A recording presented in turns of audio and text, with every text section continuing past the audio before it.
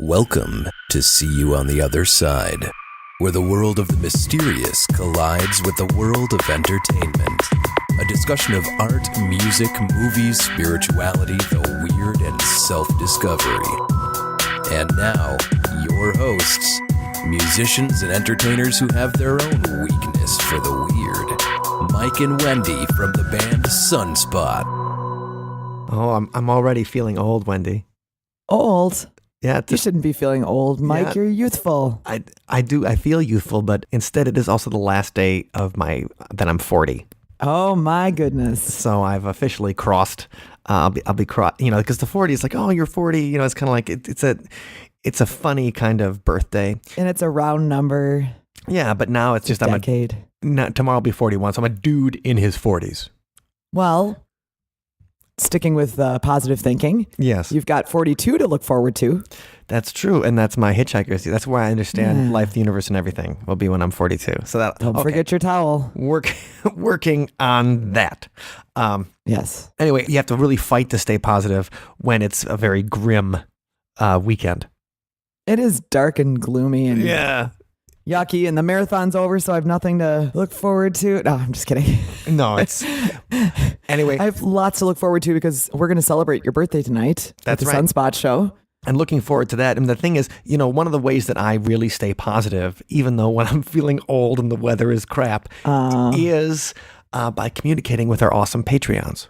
Yes. And so we got to thank our patron, John Dreizga in New York. He made a little map for us of UFO sightings in Wisconsin with concentrations on the number that happened in each city. Which is really cool to see, and also particularly exciting since Madison was one of the top two. Yes. And Madison has 64 sightings since like 1995. So I believe he took this data all came out where you could go in and check this database of UFO sightings from like 1995. And I put that in the See You on the Other Side newsletter that goes out every week.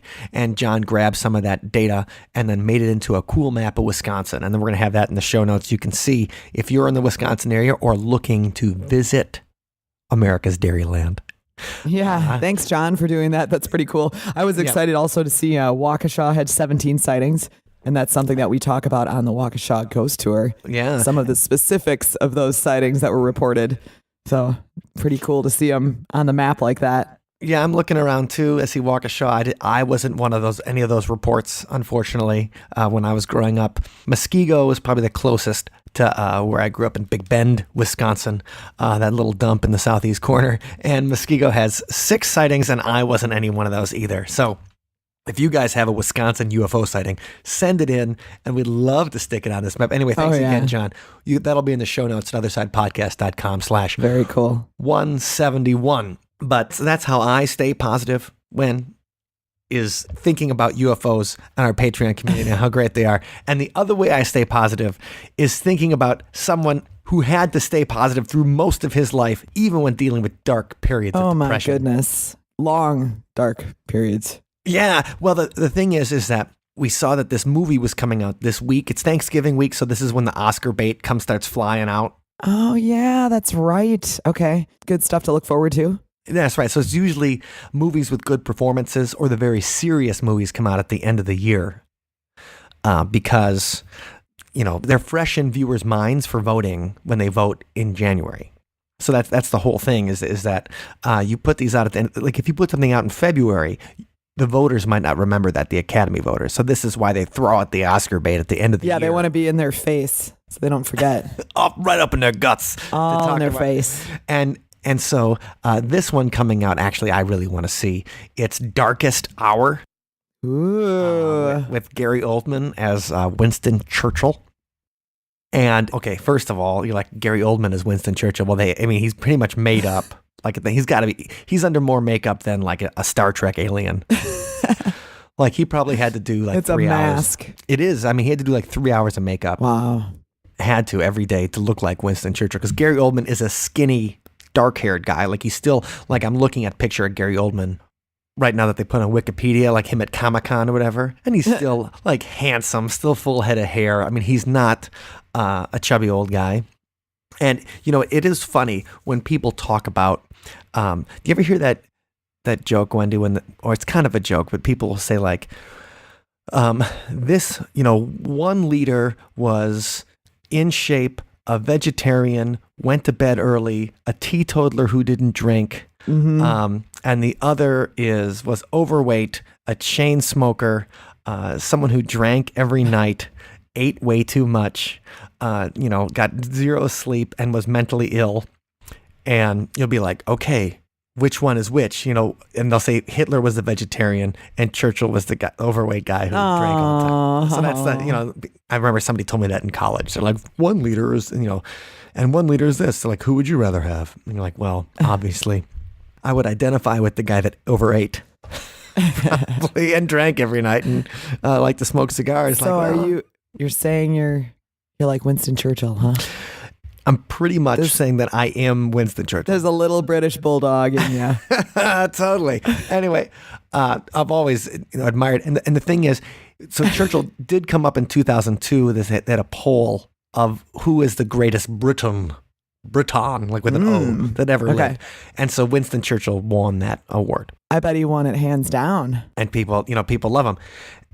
Some do, some don't. We can talk about that more later. He was very popular because he helped the British during the Second World War. He was an inspiring figure during a very dark time in his darkest hour, like the movie says. Yeah. And, well, go ahead. That's interesting history. But Mike, what does this have to do with the paranormal? I mean, well, we'll be getting there. Okay. All right. I just want to make sure that we don't bore people to death with the history. You're right. First of all, I want to tell people that Gary Oldman is no stranger to trying makeup and stuff like that, because if you've ever seen the movie Tiptoes, Gary Oldman gets computer graphics make him a dwarf.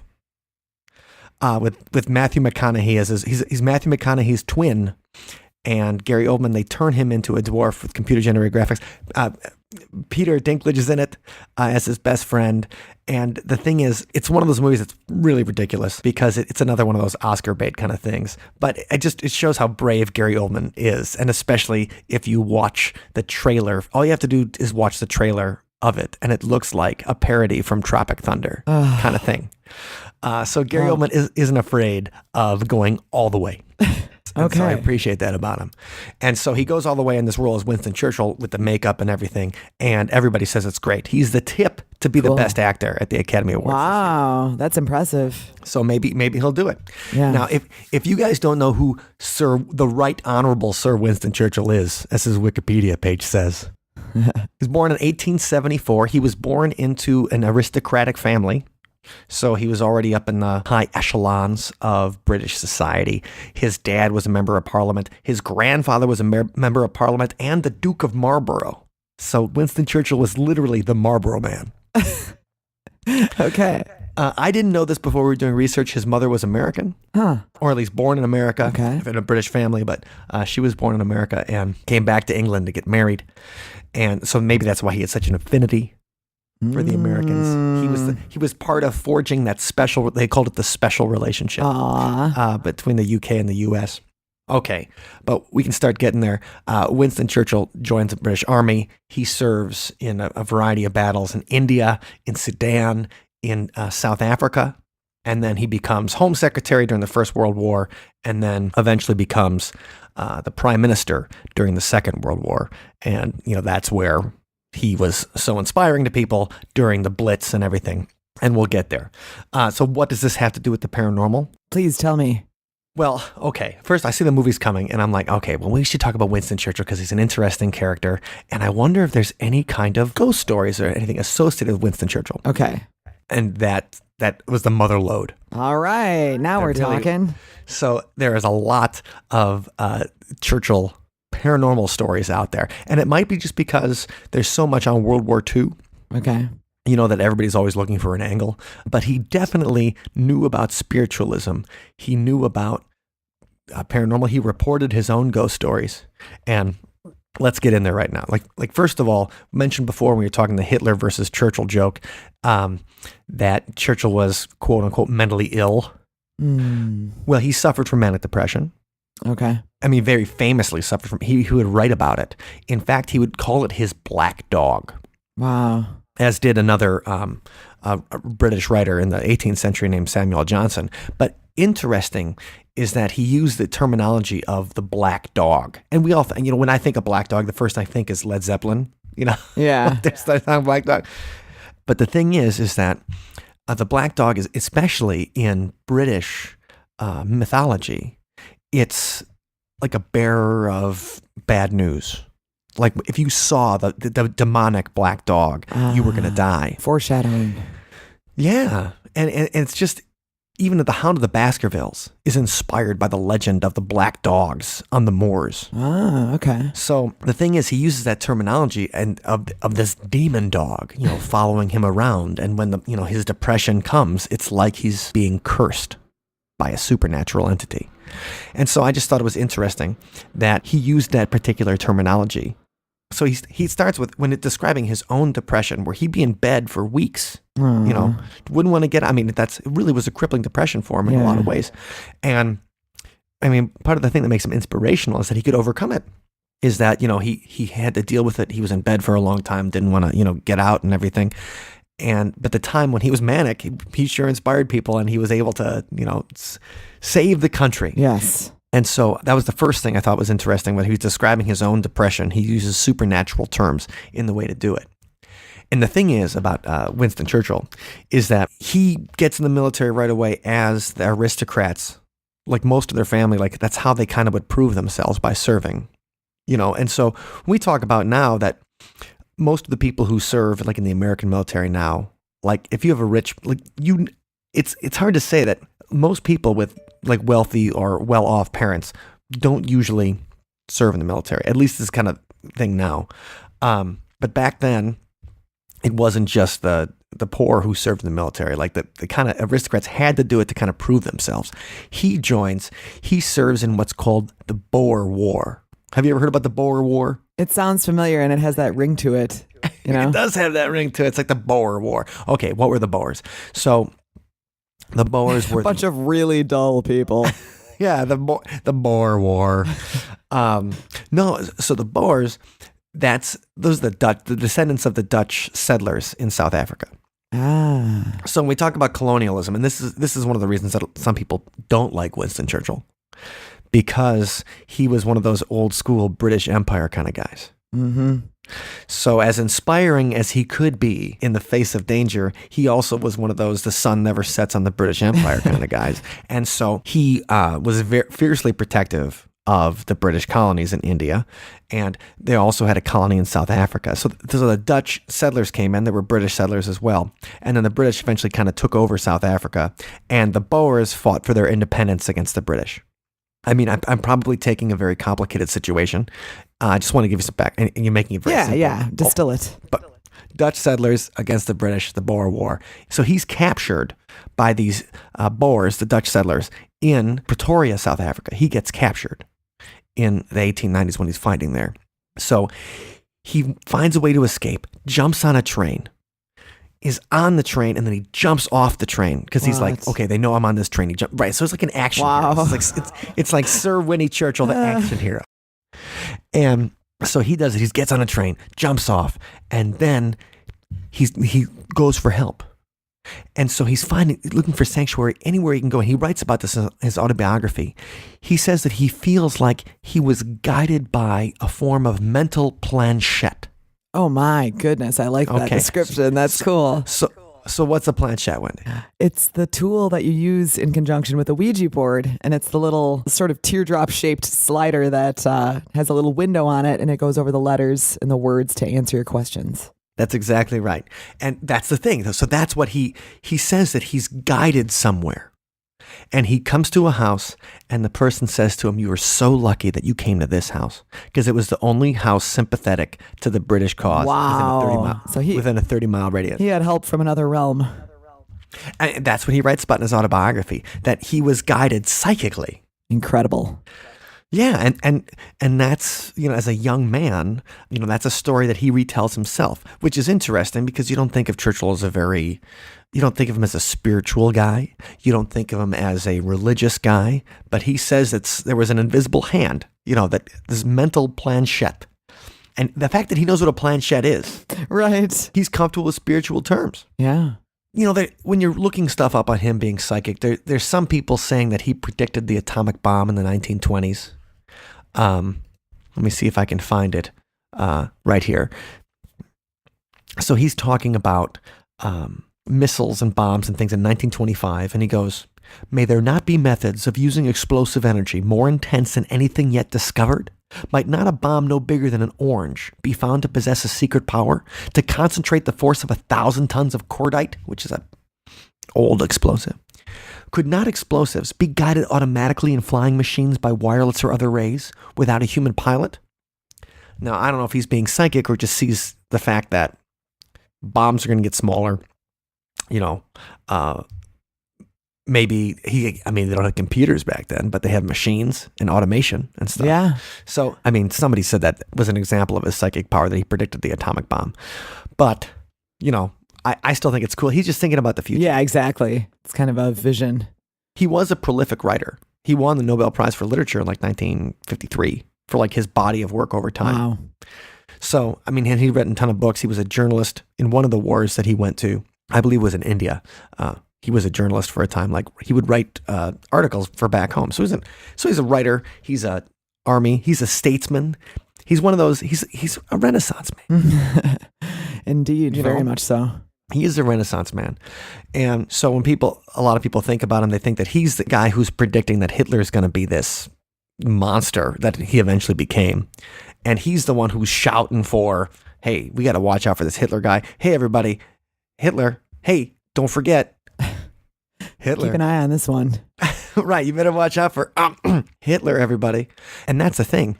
They really do that. You ever see the movie The King's Speech? I actually haven't seen it. I'm sorry. I'm sorry to report. I know it's the one that's on the list, but it keeps getting knocked down. Yeah. No, it's a really good movie. Yeah, won a lot of awards. Yeah, and they've got Guy Pearce, the guy from Memento. He plays the British king that married the American divorcee, Wallace Simpson. So he's King Edward the 7th or 8th or whatever.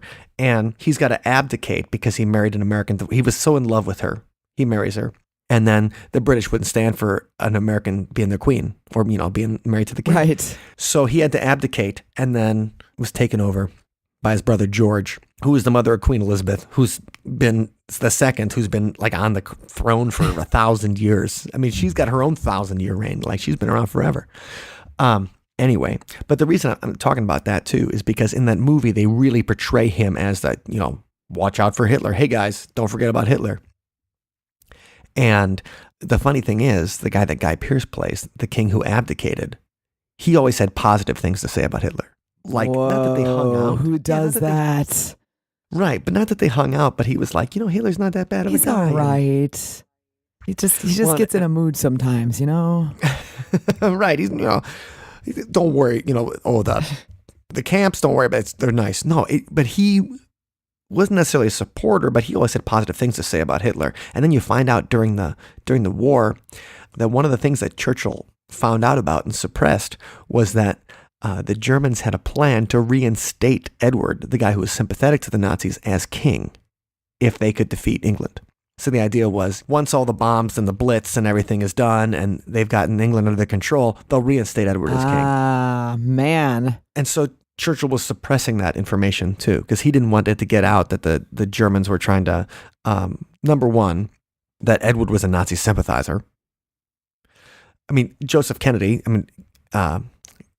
he also was a Nazi sympathizer. And we talked about that in the Kennedy curse episode last year. Oh my God, that was last year. It was. But eventually Winston Churchill becomes the Prime Minister of England. Once Neville Chamberlain, he tries all this stuff. He tries to appease Hitler. He's like, okay, you invaded Czechoslovakia. Fine. All right, you're going to take a little bit of, Poland. Fine. Poland is when they're like, oh no, you can't take Poland. And so, but Chamberlain tries to appease, and eventually the British are like, enough of you. Let's put in the guy that hates Hitler, and they bring in Winston Churchill. And so Churchill is trying to get the U.S. involved in the war with his buddy, Franklin D. Roosevelt. Now, here's the thing. He comes over and he stays at the White House, and he travels across the Atlantic several times, and he stays at the White House. And what does he see when he's staying at the White House? Oh, what? But the ghost of Abraham Lincoln. Yes. Yeah. So he's staying over at the White House, and he'd like to smoke a cigar. He'd like to drink scotch. He'd like to take a hot bath at night. Sounds relaxing. Yeah, so he liked to relax at night. And actually, what I read, what he used to do, is he would take the end of his cigar that he put in his mouth, and he'd put it in his drink, because that part can be wet. Not the ash part, but you put the part you put in your mouth. He drank it? Well, it's like he'd dip the it's already in his mouth, and he'd dip a little bit of the cigar. Just the part that you put in your mouth, just to add flavor to his drink. To add flavor to his cigar. Oh, okay, I gotcha. I was thinking the other way around. He was using it like a swizzle stick or something. No, he would just dip it in to get some flavor of his port wine. He liked to drink port, which is the thing is, if you weren't overweight and you drank a lot of port, like port's heavy. You would become overweight. Right, you just get drunk too easy, and you don't want this guy making decisions when he's all wasted. No. And I realized I should have done. I don't have a good Churchill voice. Otherwise, I would have done that whole quote before in a Churchill voice. I don't have a good Churchill. I don't have a good Churchill. I know it's too much like Sean Connery. I just don't have a Churchill voice. And he had that kind of way he talked, which is obviously so distinctive. Such an orator. In fact, when people go into sometimes there's a statue of him in the Parliament building, and when they go in, they'll rub his feet for good luck to help them talk, more forcefully and to be a more convincing orator when they're going to address Parliament. Anyway, so he's taking his bath. So Winston Churchill. So everybody put this in your head. Winston Churchill buck naked in the bathtub, thanks for that. drinking a scotch, smoking a cigar. Maybe there's bubbles. I don't know if they had bubbles. I bet they did, because this is luxury, right? This is in the White House. They're going to take care of people. Right. So Churchill's obviously. So he climbs out of the bath, and the only thing he's wearing is his cigar. Oh. He go. Well, I'm just saying it. I mean, how it happened. He walks into the bedroom, and then he sees Lincoln standing by the fireplace in the room, leaning on the mantel. Cool. And what he said happened was that he looks at Abe. He takes the cigar out of his mouth, taps the ash off the end, and goes, "Good evening, Mr. President. You seem to have me at a disadvantage." And then the ghost of Lincoln laughs and disappears. That's kind of cool. Very odd. Yeah. Interesting way to react to a ghost. Right. Cracking jokes. Just like, okay. And so, that's the idea. That's the legend. Yeah, that's cute. He said, "I saw Lincoln's ghost, and Lincoln's ghost caught me." And I like that Lincoln laughed too. That's right. That Lincoln was, because he's also someone that fought with depression himself. Lincoln had his own black dog. Yeah. And that idea that, anyway, they met. That's pretty awesome. When he was overstaying. I thought that was interesting. And that's, one of the ghost stories. And we'll get to people actually, the ghost of Winston Churchill and the cigar. We'll continue that in a little bit when we talk about his transatlantic trips. But I wanted to kind of go in a chronological order, because it just shows you how many stories there are. Now, one of the things when people talk about World War II, they say Hitler relied on an astrologer. And so he would pick the times of invasions based on recommendations from an astrologer. Okay. And they said there was supposed to be some kind of land invasion of Britain, but the astrologer told him it was a bad time. And so they just continued bombing instead of doing a land invasion, because the astrologer said it was a bad time, and then they never got an actual time to do it. And the thing is, if they would have attacked at that time, they totally would have overtaken England. You ever see Bed Knobs and Broomsticks? A long time ago, yeah. Yeah, Bed Knobs, that was my favorite Disney when I was a kid. That's an old one. Yeah, and I like Angela Lansbury. But Bed Knobs and Broomsticks has a thing like where the Nazis come over, like the German soldiers are there, and then eventually the witchcraft stuff gets rid of the Nazis and stuff. But that's part of the fun of the movie. But if they would have done a full invasion of the British Isles, they probably would have overtaken them at this time. But here's the thing. So there's a Swiss astrologer by the name of Karl Ernst Kraft, and he starts making some predictions, and he predicts that somebody's going to assassinate Hitler in 1939. He makes that prediction, and then the Nazis think, wait, he got this right. Somebody did try to assassinate Hitler in 1939. We should, he was probably part of the plot. So then they capture him, this astrologer, and they think that he's innocent of the plot. But once they think he's innocent, they think he's a real deal astrologer. And so they start having him do predictions for the Fuhrer. Well, of course, Churchill hears about that, hears that the Nazis have an astrologer who's telling them what to do, and he's assisting them.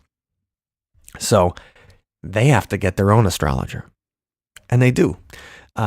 They pick a guy named Louis de Vaux, who was born in Germany, but then he escaped to London from Germany because he was partly Jewish. So he leaves Germany in the 1930s because he sees the writing on the wall. He sees the swastika on the wall. It's like, I'm getting the hell out of here. And he does it right. Gets the hell out of Germany, goes to London.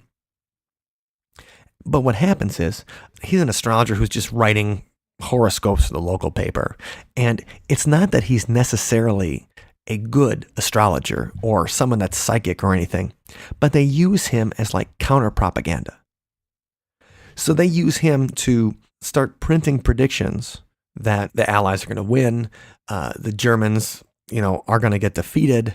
He starts writing all these astrological horoscopes that are in favor of the Allies, that they're going to be completely routing the Germans and that the war is going to be over soon and all these kind of things. And they use that as propaganda. They take these pamphlets that he wrote with these horoscopes that says like it's going to suck to be a German or this is a bad sign, and they throw it over German occupied territories. Okay. They throw it over France. They throw it over parts of Germany, all these places, wherever they could get their planes over.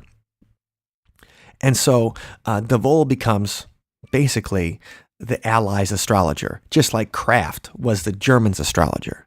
So they used astrology as propaganda, as like counterintelligence and stuff like that during, what I think is interesting too, is we've talked about this on the show a lot, of people using UFOs and alien technology as propaganda during the Cold War.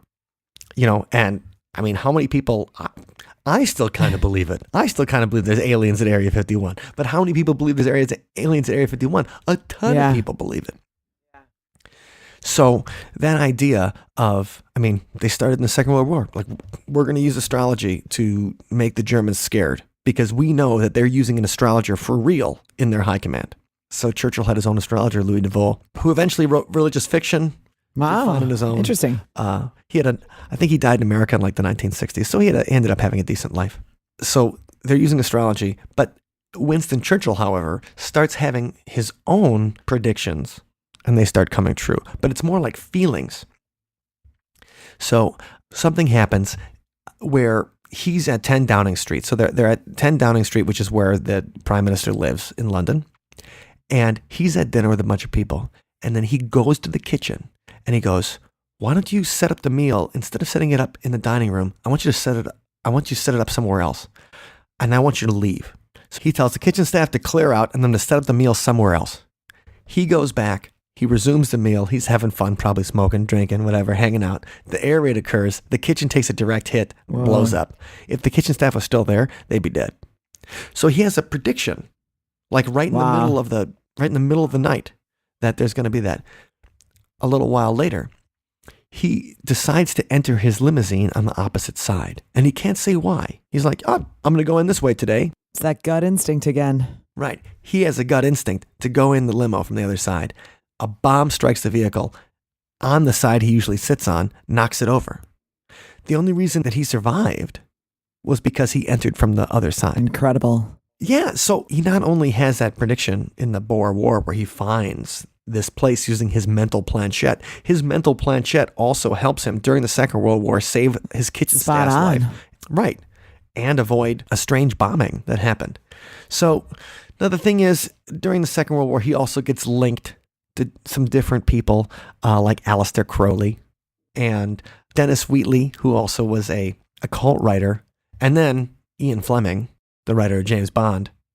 And, it's said that they had a seance and like they would do secret occult rituals to try to take down Hitler during the Second World War, and Churchill knew about that. And that sounds like something Aleister Crowley might have done. And there also was even a book about how Aleister Crowley worked for British intelligence during the Second World War. That's not something that the government has acknowledged and say.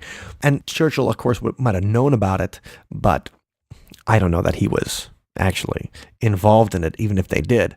But there was something he did know about that. Now, some people said that he visited this psychic medium during the Second World War for advice, but I can't find anything about that. They wrote a book on her called Churchill's Witch. Okay. Psychic medium, witch, same thing. Right. I do know that he knew about her, though. Her name was Helen Duncan. And so she's a medium in the John Edwards, Dennis von Prague sense in the early 20th century. She's a medium. She's born in Edinburgh. I'm sorry, she wasn't born in Edinburgh, but she lived in Edinburgh. And so she's a Scottish medium. And she does the whole thing where she takes pictures of ectoplasm and she's got stuff coming out of her nose. And people say that they see faces of their relatives while they're in a session with her. And so she becomes a practicing medium in Scotland. And she's fairly famous in the 1920s doing these kinds of, she'd have people over. And remember, spiritualism is huge after the First World War. Because so many Britons had died in the first, so many people in general, but especially, English, French, Germans, obviously so many people died that people wanted to talk to their dead relatives. And so she does these seances and they start, scientists, early parapsychologists, they want to investigate her. So in 1931, the London Spiritualist Alliance did a special investigation of her method, but they found that her ectoplasm was actually made of cheesecloth, paper mixed with the white of egg, and toilet paper, and she'd swallow some and then barf it up during the seance. And also there pictures cut out of magazines of people's heads and stuff, and she would have them on a puppet or something, and then she'd kind of pop up the head, and that's what people would see because it's all in the dark. In these seances, so they'd see a face, and they would put the face of their relative on it. In their head, they saw the face of their relative. They wanted to see the face of their relative so bad. So, and then she's supposed to not necessarily take a lie detector test, but she's supposed to do an X-ray before a seance. So they're going to X-ray her body before a seance, and they're going to pay her to do it, in this test. But when they are going to do the X-ray, she freaks out. This is in 1931. She freaks out, runs into the street. Her husband's got to go get her, and she has an attack of hysteria. She rips her clothes. She's ripping her clothes in the street. She's running around. She's clutching at railings, just freaking out. Okay. So what does that kind of look like? She agrees to these tests because she's going to get paid to do them and paid to do these test seances. And then once she actually has to do them, she freaks out. So the thing is, when you read about Helen Duncan on some sites on the internet, they're like, well, Helen Duncan was the real deal psychic medium. And then other sites are like, Helen Duncan was just, taking advantage of people. She was a fake spiritualist medium, the kind of person that Harry Houdini would have outed with her tricks. But what happens is, 1941, she conducts a seance where she says that she's speaking as a sailor from the HMS Barham. Okay. The thing is that the HMS Barham had sunk a couple months before, but they didn't report it because almost 1,000 sailors died. But they only told their immediate family. They didn't release it to the news or anything like that because they were trying to cover up the fact that so many sailors had died in this sinking. And so when she comes on and does this seance and says she's speaking as a sailor from the HMS Barham and has the hat, has a sailor appear with the HMS Barham, it actually said not just the initials, but actually said the name of the ship on a hat. And so people saw a sailor's face along with the hat. She said she was Sid, that this guy named Sid was speaking through. And there was somebody named Sydney who died on the HMS Barham. And so the idea was she wasn't supposed to know. So how would she ever know that this ship had sunk? Well, what happens is, in the crowd at that particular seance, there's somebody from the military. And they know about the sinking. But they know that none of the public's not supposed to know about the sinking. So that's what starts, freaking people out. And that's what freaks the military out. And they're thinking, what if she's a spy? What if she's part of German intelligence? And she's using this information. Well, what happens is she starts getting into legal trouble. So how are they going to prosecute her? Like, what are they where's going to the prosecute her on? evidence? Fraud? Like, oh, they don't know it's fraud. I mean, she can always say it's entertainment. She can always say she heard, she says that she heard about it from, this spirit, that spirit guide and stuff. But what could have happened? Well, she could have heard about it from any number of the people whose family members had died. People would approach her all the wanting time. to try to contact their missing loved one. Yeah. Right. So the 861. And of course, some of those people, they'd be looking for answers since they didn't get the information. It wasn't out there. Mm-hmm. So, I mean, it's torpedoed off the coast of Egypt on the 25th of November, 1941. So we're coming on the 76th anniversary of the sinking of that. And the seance happens in January. I mean, so nobody knows about it. And that's nobody's knows about it. That's how I talk now. Nobody's. How you's doing? All right. I'm from Long Island. No, I'm not even speaking right today. Anyway, so what happens is they think she might be a foreign agent, and they try to figure out a way to get her, into police custody for this. So how do they do it? They do it with the Witchcraft Act of 1735. The Witchcraft Act covers fraudulent spiritual activity. And a fraudulent spiritual activity can be tried by a jury. So they put her on trial. She's the last witch to be put on trial in the United Kingdom. And she's put under the witchcraft. And so this is from 1735. So we all think about the Salem witch trials happening in the 1690s in the United States. That the witch finder general, Matthew Hopkins or whatever, that, what's his name, Vincent Price played in the movie. That's in the late 1600s in the United Kingdom. And so you think that, when the Puritans left or whatever, people don't think it like that anymore. Okay, did they really try her as a witch? Not really. What they tried to do was they wanted to bring her into custody, and they wanted to get her to shut up in case she was a German agent, and they used the Witchcraft Act to do it. So when I first read about it, I was like, oh, they were trying people for a witch during the Second World War, Yeah. What are they, crazy? Well, that's what Churchill thought too. And he even sent, he even wrote a little letter, and he's like, what are you wasting our money and time for? Something, because it's the people in the intelligence community who are prosecuting, who are trying to, get her. And he's like, what are you wasting your time with this witchcraft stuff for? Well, some people took that as he was visiting her and he was getting advice and stuff from Helen Duncan. And so that was his defense. He was trying to defend her. He's trying to keep her out of prison by, telling them to lay off. But I couldn't find anything where he really did visit Helen Duncan. So that's just one of those things. And that's the thing about the internet, is that when you're looking up stuff, especially stuff that people write down that they remember reading in a book or whatever, people write down something they remember reading in a book, and then it's quoted by somebody else, and it's quoted by somebody else. And so you have to keep going back and back and back until you, can you find the actual source of the story? And how much has it changed since it originated from that source? Right. The game of telephone. Right. Well, so what happens is Helen Duncan eventually serves 9 months in prison. And she's convicted, and she cries out in court, I have done nothing. Is there a God? But once she's released in 1945, she has to promise to stop conducting seances. That's part of the conditions. It's no more seances for you.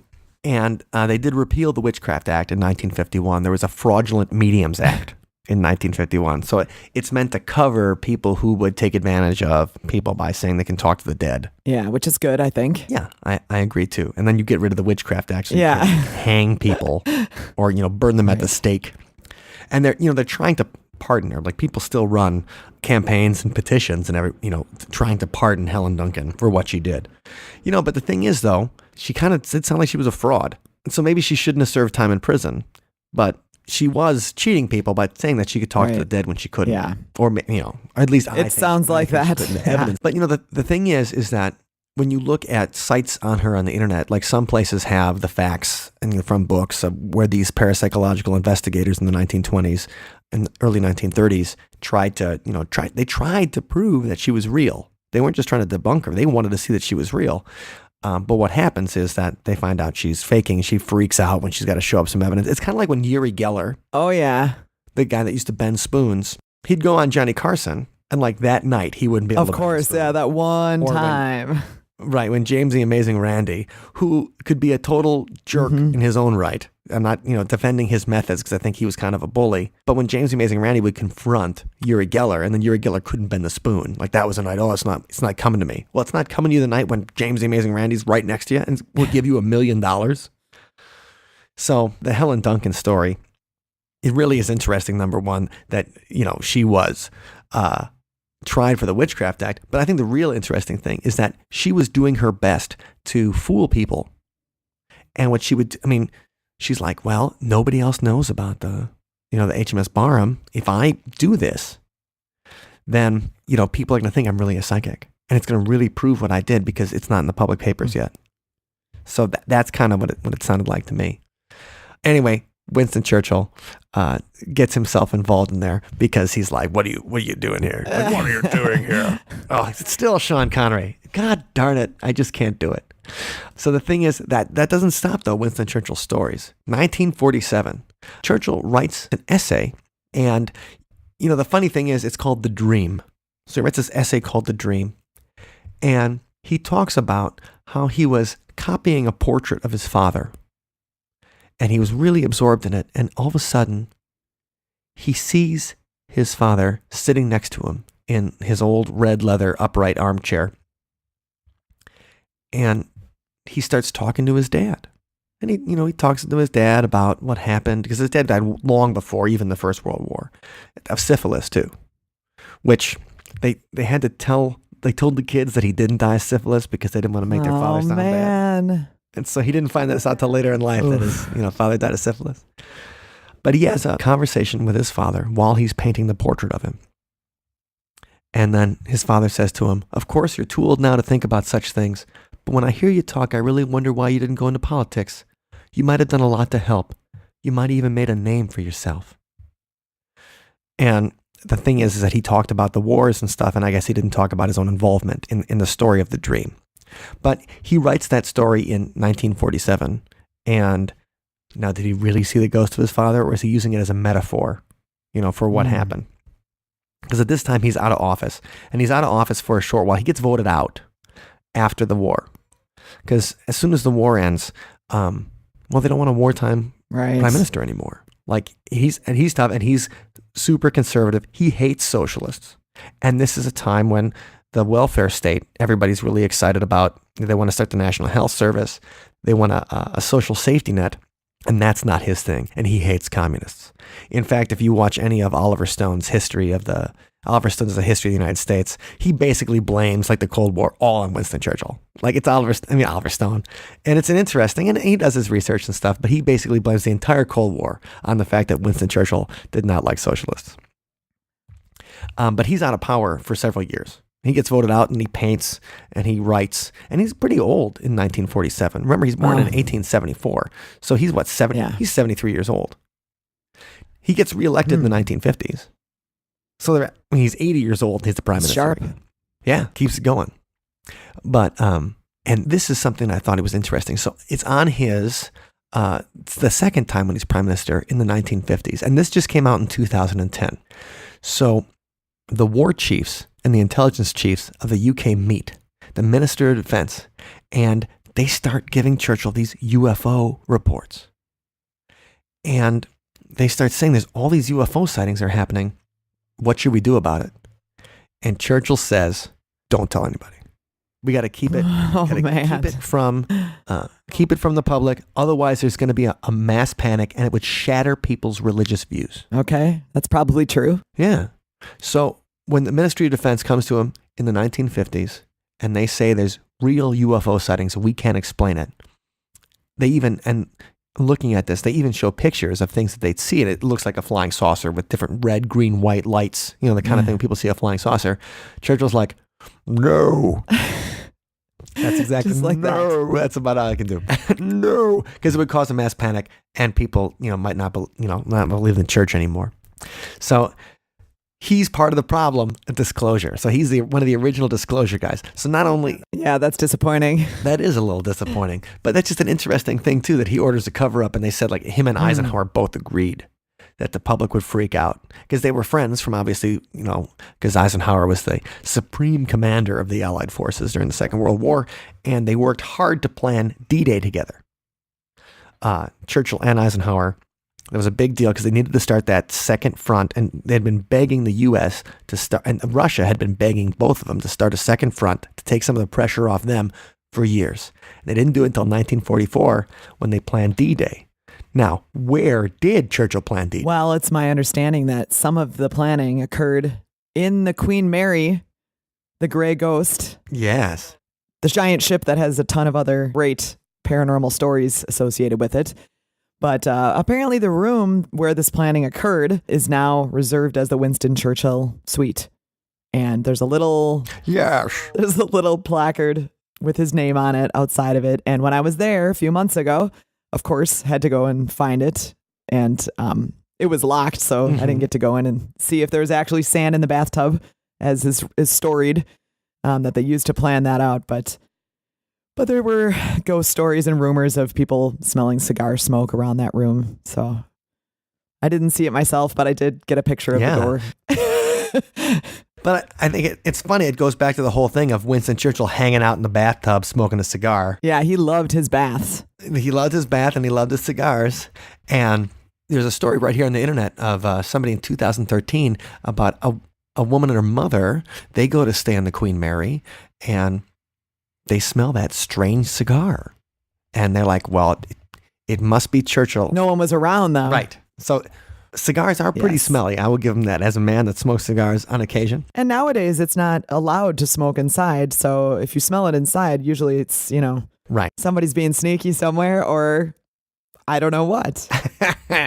But they talk about the ghost of Winston Churchill around the Churchill suite on the Queen Mary, or going for it. Like people will smell the cigar smoke, and they think it was the late Prime Minister going for one of his strolls.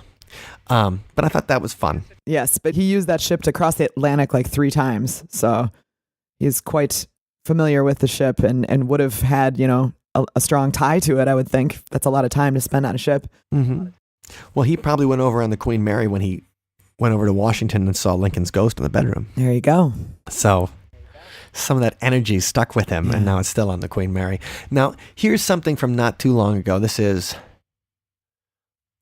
just March of last year, actually St. Patrick's Day of last year, March 17th. And this was in the Mirror, which is really not one of England's most reliable newspapers, let's say. It's not quite the weekly news of the world, but it's not the New York Times. So what happens is that a 23-year-old is going in the underground, and he's going to take a picture for his sister, just kind of he's taking a picture for his girlfriend because his girlfriend's never been on the underground. Underground is the subway. The tube. Right, the tube. So he's going to get in the tube, and that's where, like when they have those little signs that say mind the gap. Yes. When you're getting up to the mind the gap. And all the tourists buy the t-shirts with the mind the gap. That's right. And I've got a mind the gap t-shirt myself somewhere. Yes, you do. Anyway, so he's in the Queenway station. It's around midnight. He's waiting for the train, and he says he feels a presence. So he stands up. He feels like somebody's behind him. He puts his back against the wall. Now, this is a subway station, remember, and this is midnight. So if you feel like somebody's behind you, it could be trouble. It could be a blackguard coming to take your dollars. I guess your pounds, your farthings, your penny farthings. So what happens is he does that, and then he sees that weird presence, and then he takes a picture. Now, we'll link to this picture in the show notes, but if you look at it, he says it's the figure of a bald man standing in the underground, and he's like, who? To me, it looks like Winston Churchill. And so, and he's quoted, and so this guy might not be the smartest guy, because he's like, since then I've heard stories that people have seen the ghost of William Churchill down there.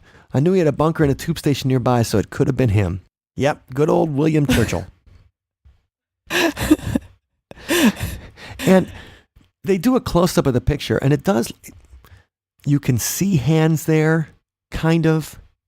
To me, it looks like the light of the flash over it, really. But you guys can be the judge if it's really the ghost of Winston Churchill or his brother William, little known. but like to hang around the tube. That's right. So that's the last Winston Churchill piece of paranormal I could find. There's also some stuff on how Winston Churchill was part of a conspiracy, and he really was a traitor. But it's so stupid. I don't know if we need to give it the time of day. They tried to compare. Not worth it, huh? No, they tried to compare him giving. So he gives like he'd give the V for victory. You know, he did put the two fingers up as the famous thing. They got, you know, they always put up the V. And they have him putting up actually the Mr. Spock salute. Awesome. They have a picture of him. They have a picture of him putting up the Mr. Spock salute. And because, you know, Leonard Nimoy used that and that was a rabbinical hand gesture. Yes. You know, they try to say that it's, you know, it's a symbol of the Illuminati, that is part of the blah, blah, blah, the Rothschild Jewish conspiracy, blah, blah, blah. And so I was like, looking into it, I'm like, what? You know, that he was blackmailed about a homosexual affair and he was a oh my goodness. And you're like, what? They really go into it. So it's a stretch. Yeah, it's about the same level as the people that think that Katy Perry is part of the Illuminati. Except it's a little more offensive because it's against Jewish peoples. But anyway, Winston Churchill, paranormal life, fascinating guy, obviously a very divisive figure because, I mean, obviously we talked about how admired he was for his conduct during the Second World War. He also was really harsh on the Indians when they wanted home rule, the Indian people. And so that's something that's not looked on as fondly because he wanted to keep the empire. And basically the empire fell apart, you know, obviously in the late 1950s and the 1960s. And people got self-determination, which was a great thing. So like every historical figure, there's a bit of great and there's a bit of bad. But I mean, that's kind of, I think, how we all are, except maybe not to the not to this extent. If you're not in control of many people, not to that extent. So, but the thing is, Winston Churchill, when he delivered a speech, he inspired people, and he inspired them to stay strong against the power of the Nazis. And when your homes are being bombed every night, and there's a certain time you got to turn all the lights on because your homes are being bombed, and you think about Lion the Witch in the Wardrobe. You know, you think about those kids were sent to the countryside, so they would not be in London during the Blitz, during the German bombing that would happen nightly. And I mean, none of us had to live through something like that. Probably almost anybody listening to this podcast, unless they were in some kind of refugee situation, never had to deal with a situation like that. And so the fact that he helped people stand strong in the face of that and eventually overcome that is, I think, why people named him the greatest Briton of all time in 2002. And it's got that legendary kind of thing. He's got that that feeling of greatness and being around greatness that was, you know, contagious. And I think where the song for this week, we talk about the song, In No Place Like Home, like the lead character wants to get the hell out of where he is. Yes. And the idea is that he's reaching for, there's got to be someplace better than this. You know, I don't belong here. I probably belong with somebody like Winston Churchill or Leonardo da Vinci, or in these times of greatness. Like, I'd rather be there. I mean, that's the kind of place where you envision yourself. You don't envision yourself where you are. And the whole point of the song is you're where you're supposed to be. And that's the point. So here's Sunspot with No Place Like Home.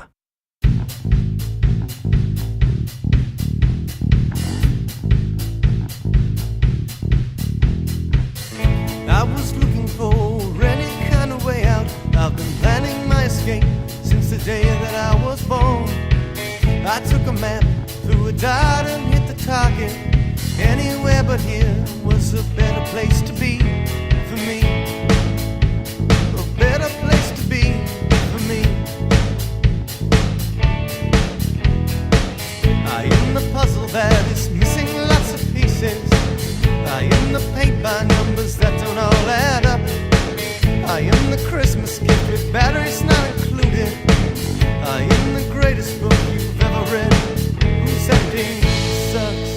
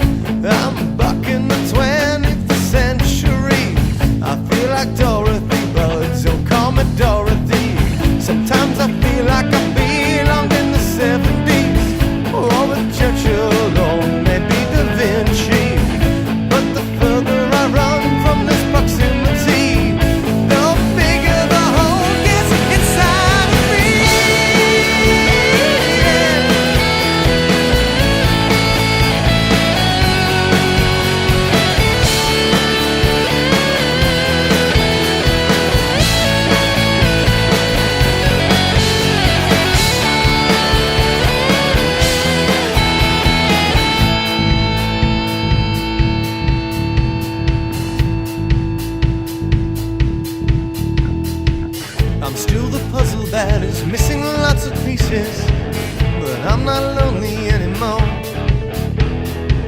We're all expatriates, confused by our coordinates, the cosmic refugees who washed up on this shore. I left town like a prison break.